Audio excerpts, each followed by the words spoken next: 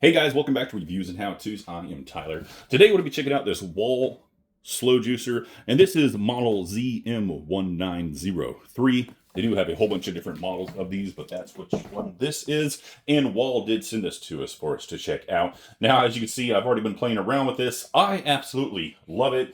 You can throw in a full fruit with the pill if you would like.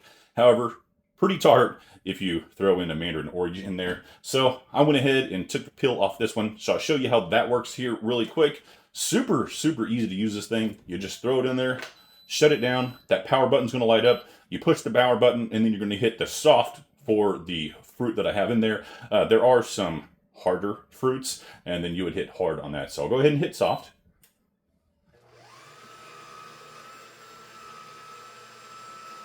And then as you see, it immediately begins to work, and the juice is accumulating over here.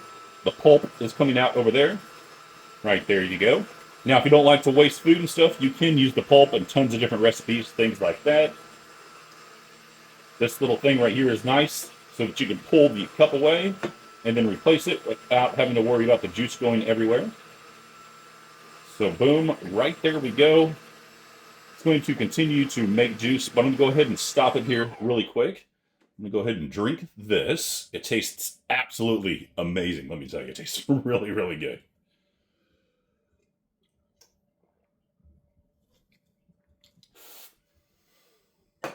All right. Now that I drink that, I'm going to go ahead and show you that you can put a full orange in there. Boom. Just like that. Going to do the same process. Hit the power button, hit the soft, and it will take care of this. So, same thing. Just going to go ahead and create the juice. You can hear it struggling just a little bit more, but it still is taking care of business.